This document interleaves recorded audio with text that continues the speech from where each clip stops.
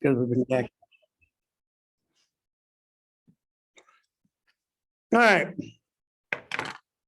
This is a variation on the Leibniz cosmological argument that we did 2 Sundays ago. For those of you who weren't here, last Sunday, we did movies.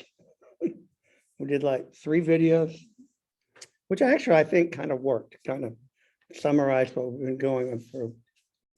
Now we're back to this. This is the most extensive. It's, well, let's just get into it. You'll see. This actually starts with a Muslim philosopher, Al-Ghazali. He's actually Persian. You can see he lived, this is right around the time of the East-West split in the church. It's an interesting time. He's a Sunni Muslim. Sunnis is the standard Muslim faith. Did you guys do when I did Islam about 5 years ago, were you guys in that? You did it with our men's group. Is that where I did it? Yeah.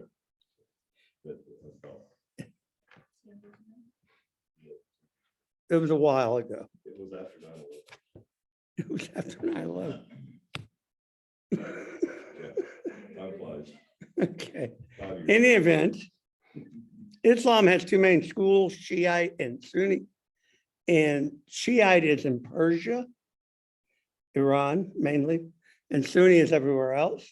But this is a Persian guy who's doing Sunni Islam.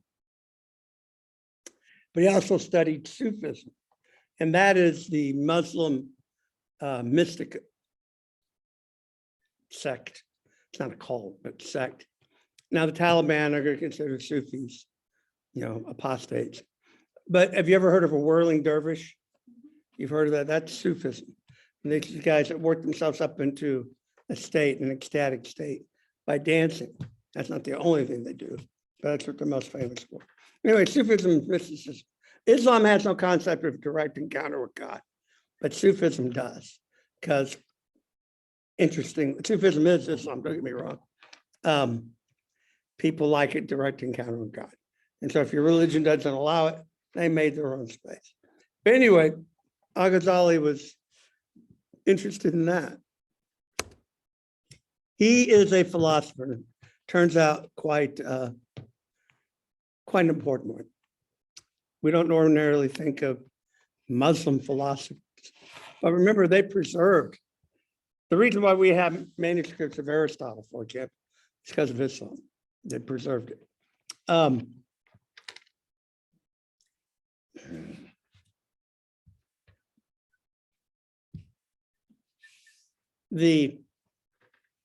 His concern was he felt the Greek philosophers were too influential, especially Aristotle and these guys, and he fought against them pretty impassioned, shall we say. And well, he wrote a book called The Incoherence of the Philosophers. I should tell you what he thinks. You were staring off. Oh, I thought I was looking here. Staring at the chalk tray, but that's okay. So in this, Aristotle, you remember, the Greeks believed in an eternal universe, which, as you know, is what Western science believed until about 1930 or later. And he did some arguments against this. And what he did was something called the Kalam argument. Kalam is an Arabic word. It's for speech, slight variation. It's the word for word. Over time, it becomes the term used for any logical argument. A logical argument is a kalam. And then the Arab scholastic movement is the Kalam movement, the guys that try to do these arguments. And Al-Ghazali is one of these. And he's using logical arguments to fight against Aristotle. And he won, as you'll see. He does that in that Incoherence of the Philosopher. And he's really going after the eternal universe. Why? Because he's a Muslim. And they believe that God created the universe, just like Christians, just like Jews. He said, no, the universe has a beginning. So here's how his argument goes. It's going to be very similar to the Leibniz argument. First, everything that begins to exist has a cause for its beginning. And the key thing is begins to exist. We're talking about if anything begins, there's got to be, that means there was a time when it was not, and now there's a time that it is. Why is it? It has to have a cause. And that's just common sense. And it's, well, you'll see. It's important to start saying anything that begins to exist does so at a certain point in time. There's not, and then it was. At some point, this thing came into existence. But since prior to the thing's existence, all moments are alike, there's nothing in the time that says this should pop into existence. There must be some cause that determines that the thing comes to exist at that moment, not some other. It's a pretty logical thinking of things, pretty straightforward. Well, okay, if it wasn't there and it is, something caused it. Therefore, anything that comes to exist must have a cause. Okay, pretty straightforward.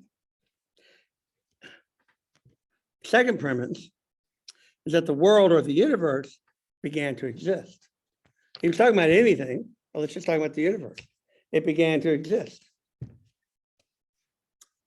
And this is where he arrives at this fascinating. An infinite regress of time is impossible. You can't have a series of events that's infinitely long because you would never get to the present because there's always something else. And that's what they mean by a regress. You can't count back to a beginning if it's infinite. You'll never get there. Because by definition, you're saying this was before that, which was before that, which is before, well, if it's infinite, you can't get to the start. Does that make sense? Because you can't count to infinity. You can conceptualize it, but you can't count to it. Are you lost? Coming to, yeah, There's some substance there. I just follow the smell. There you go. So, if you have a series of past events, it has to have a beginning or you would not get to the present. And your eyes, your thing, but that's actually, that is absolutely true as it turns out.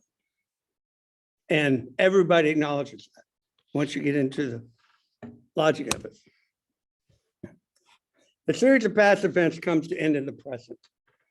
If the series is infinite, it's impossible for the present moment to arrive because you can't cross an infinite to get to today. Because it's infinite, there's always something else that you have to go past. Honestly, I have a hard time wrapping my head around that. Well, just think about Okay. I'll just keep sitting with it.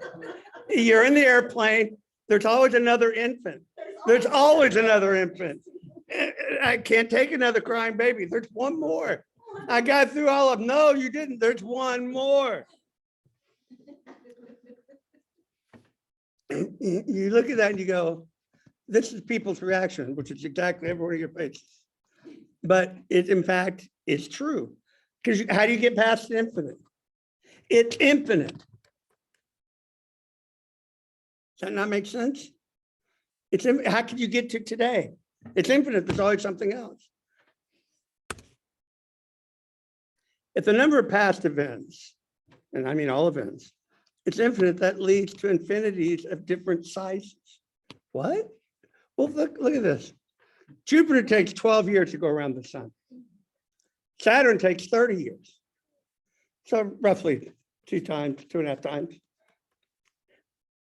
If the universe is infinite old, that means they have both orbited the sun an infinite number of times. But somehow Saturn's done it twice as many. Yet they're both infinite. You can't have twice infinite. It's infinite.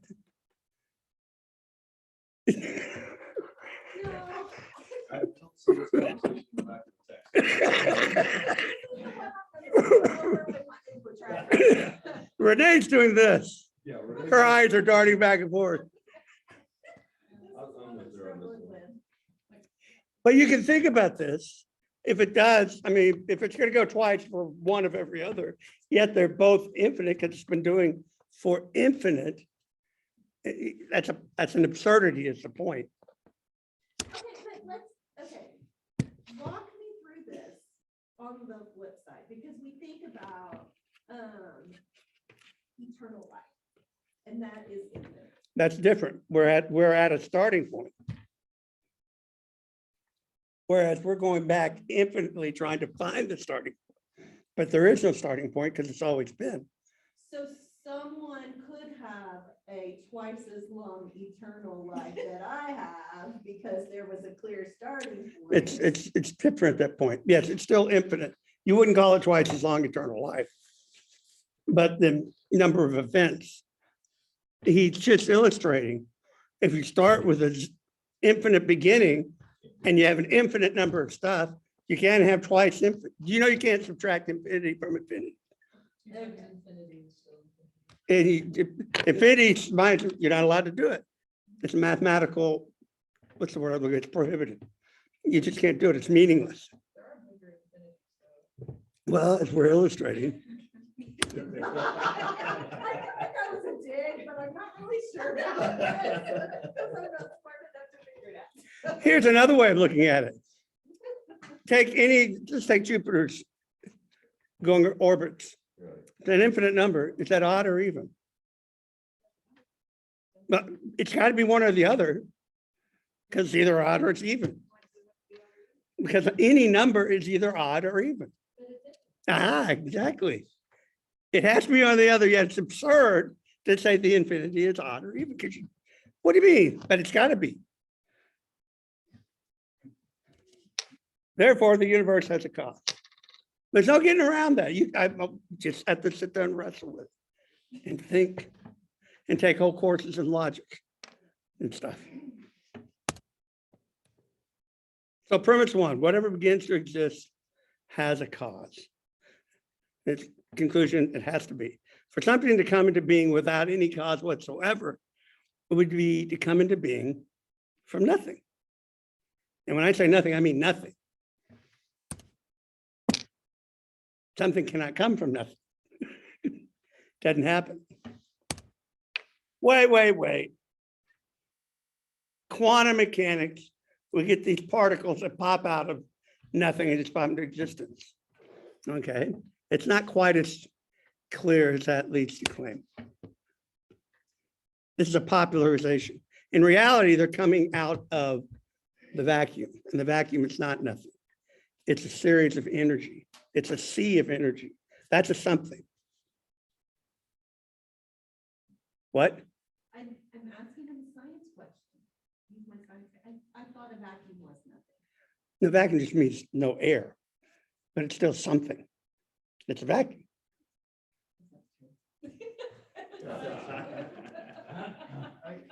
It's either gotta be energy or it's gotta be matter. It's gotta go with that. But nothing, Fact checking you, Don. that's okay.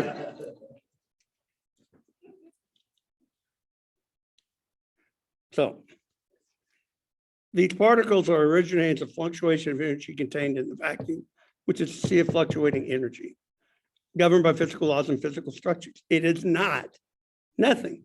It's actually something. And science, I mean, it's not like this is a secret. It's just that when they do copper programs, they just do that. But in fact, you're not talking about nothing coming out of nothing. It's coming out of energy. That's what, look it up. I had to check it too. No, I checked it. I said, so that's energy, right? He said, yes. So you're good. We got our own fact checker.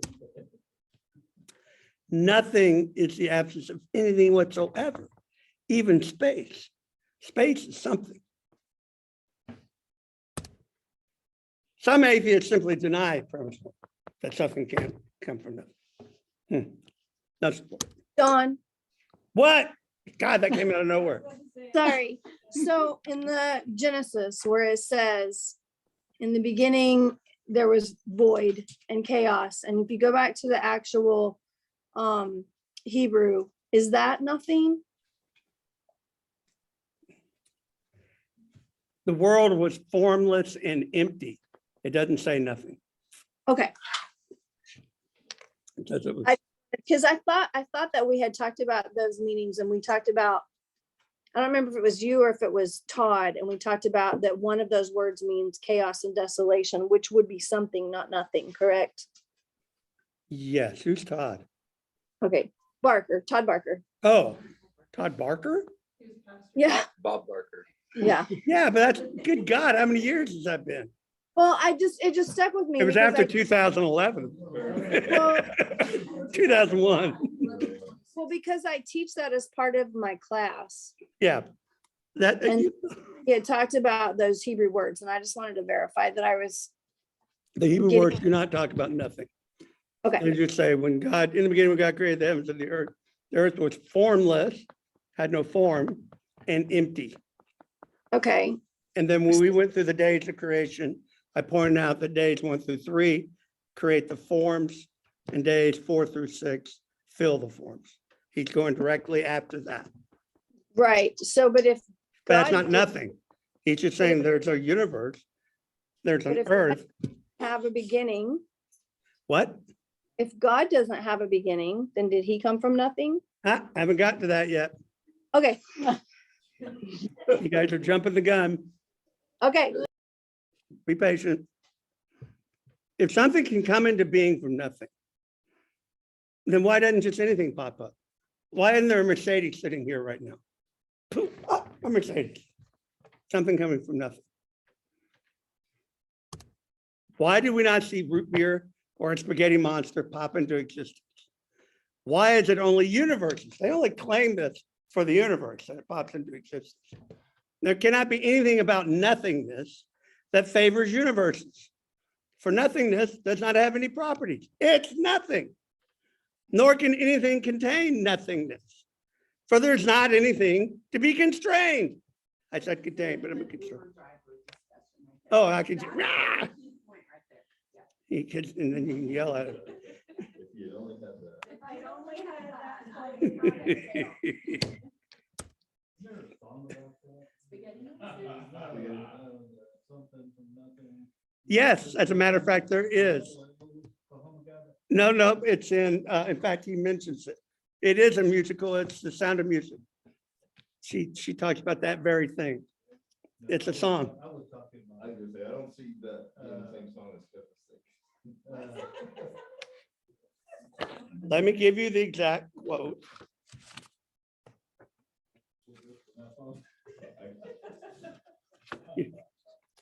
All right. That's the design of it. He actually, and your chicks for free.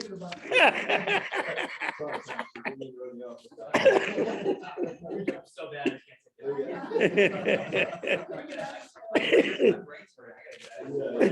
Something from nothing and the chicks for free. Tell people that's what our Sunday school class is about. I'm thinking about the one from Oklahoma.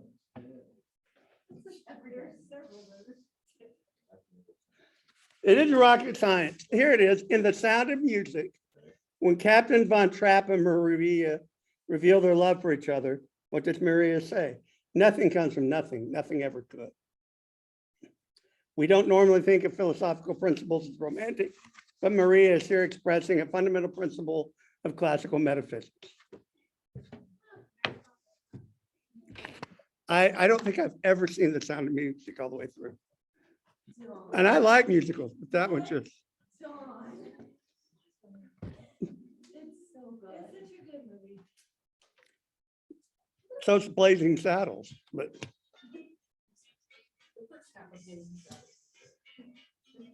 Billy Preston. nothing, yes, yes. But that's nothing from nothing.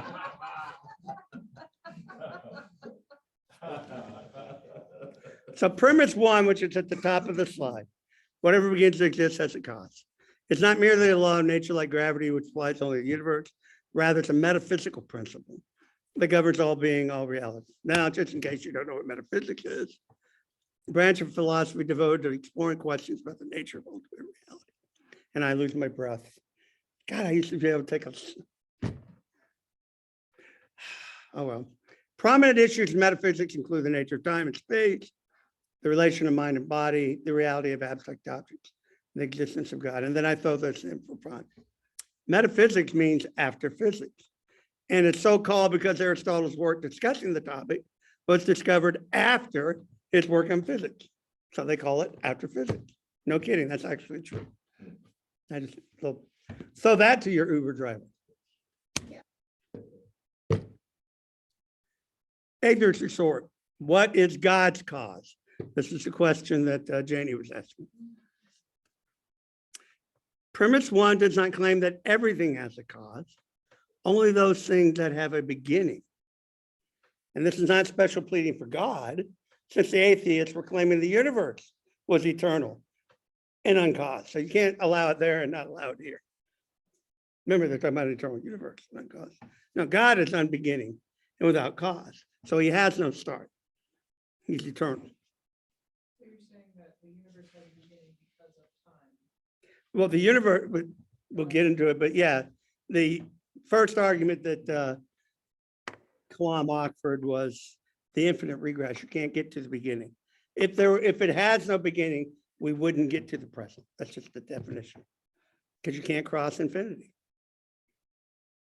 So that's not the only argument, but that's a big one. Common experience and scientific evidence confirm that whatever begins to exist has a cause. All right. Premise 2, the universe began to exist. So remember, we're actually started off, if something begins, it has a cause. The universe falls into that category. And believe it or not, this is more controversial. So we'll present 4 arguments, 2 philosophical, 2 scientific. First philosophical argument. An actual infinite number of things cannot exist. Now, this is where it's going to get intriguing. Al-Ghazali recognized that a potentially infinite number of things could exist, but he denied that an actual infinite number of things can exist. And you're all looking at me, and you go, well, but we have infinite. No, we don't actually. We think we do, but we don't. So what is potential versus actual?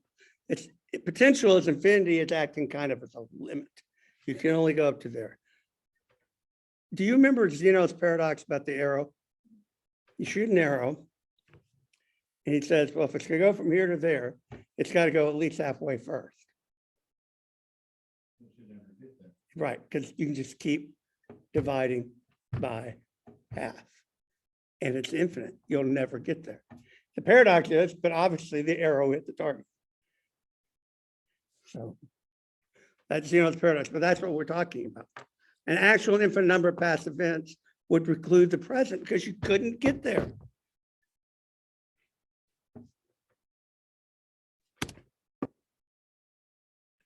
Still dealing with this, an infinite number cannot exist. Well, modern math. In modern set theory, the use of actually infinite sets is commonplace. Yes, it is. But we're not talking about real infinity there. We're talking about a way of talking about infinity. It's not like we have an example of it. Set theory merely demonstrates that by adopting certain axioms and rules, it enables us to talk about it in actually infinite collections in a consistent way without contradicting oneself. It does not demonstrate the reality of these infinite sets. It's just a way of talking about it.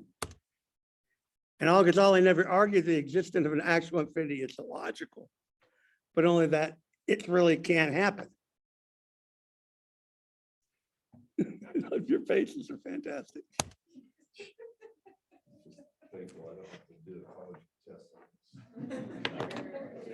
Well, the infinity is kind of, once you start trying to dissect infinity, it becomes interesting. Hilbert's Hotel. In my slide, I don't really think about it. Imagine a hotel with an infinite number of rooms, and they're all filled. Okay, so every room is booked. And a guy comes and says, well, I need a room.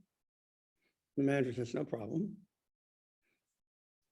I'll move the person in room 1 to room 2, the person in room 2 to room 3, the person in room 3 to room 4, all the way down. And you can move into room 1. Because it's infinite, there's always another room.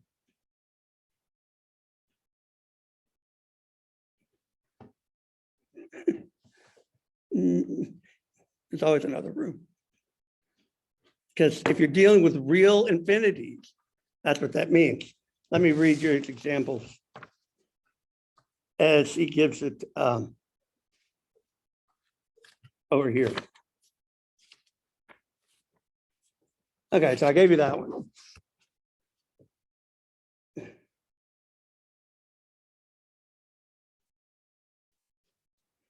Now suppose, we're going to play with infinity, that Hilbert is a guy who did work on infinity, but he's the one that came up with this example. Suppose that an infinite number of new guests show up at the front desk, asking for rooms. Remember, it's totally booked. No problem, says the manager. He moves the person who was staying in room 1 into room 2, the person who was staying in room 2 into room 4, the person that was staying in room 3 into room 6. Each time moving the person into the room number twice its own. Since any number multiplied by 2 is an even number, all the guests wind up in even numbered rooms. Sounds like me, make a love sheet, man. I'm checking out. As a result, all the odd number rooms will become vacant. And the infinity of new guests is easily accommodated. And you go, that's why you're freaking out. In the fact, the manager could do this an infinite number of times and always accommodate infinitely more guests. And yet, before they arrived, all the rooms were full. Now we get one more stranger. Now ask yourself this question. What would happen if Renee were there and she decided to check out? Suppose all the guests in the odd number rooms check out. In this case, an infinite number of people have left the hotel. Indeed, as many as remain behind. An infinite number left, but an infinite number still stays. And yet there are no fewer people in the hotel. It's infinite. Now suppose the manager doesn't like having a half-empty hotel. Looks bad for business. No matter. By moving the guests before, only this time in reverse order, he converts his half-empty hotel into one that's bursting at the seams. But you might think, by these maneuvers, the manager could always keep his stranger hotel fully occupied. But you'd be wrong.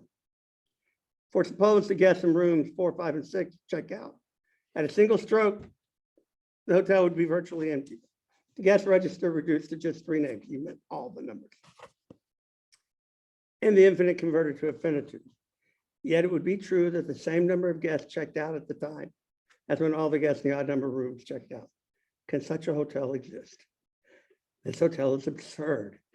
Since nothing hangs on the illustration involving a hotel, the argument can be generalized to show that the existence of actual infinite number of things is absurd. You just can't get around this. And you go, you guys are still shaking your head. You know, I'm glad I came here, but you were prepared by your trip. So Yeah. now responses to Hilbert's Hotel. We subtract identical quantities from identical quantities and come up with non-identical results. It's mathematically prohibited to subtract infinity from infinity. The point being, all those machinations, we're coming up with different results, yet they were all infinite. And you go, Okay, I think I'll stop here. Yeah, because we got about 30 more. So we'll stop here and ask questions. I need I'm going to stop recording. Well, no, I won't. I'll keep recording. But I'll stop sharing so we can stare at their little tag. Sally Ann's iPad.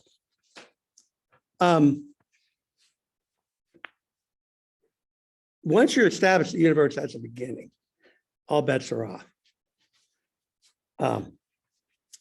If thing has a beginning, has a cause, that one, people you end up coming around to that. But the universe having a beginning, now we're used to that because we've been post Big Bang our entire lives. So we're used to that, but that was not the case in 1930. Remember when we talked about this, that Albert Einstein had a real problem with this. Stephen Hawking, he and Robert Penrose, established that time came into being with the Big Bang. But Stephen Hawking, he couldn't stand the idea that his work had demonstrated the existence of a God. So he just worked tirelessly to come up with alternatives. And we'll be talking about those next time, not just his, but the idea of this. But if you have a beginning, you can't escape the creator. And so what you have are people trying desperately to get rid of the beginning. Does that make sense? Whether it was just a few thousand years ago, or if it started with the Big Bang. Yeah, Like I said, it still comes back. to- if you have a beginning, you have to have a cause. And so there has to be a creator. Which means there's nothing particularly gained by the 4004 BC creation date either. It's just, do you have a beginning? Yes. Okay. And it'll be, well, you'll see when we go through this. That's your faces. I'm not coming next week, Donald. I don't like you.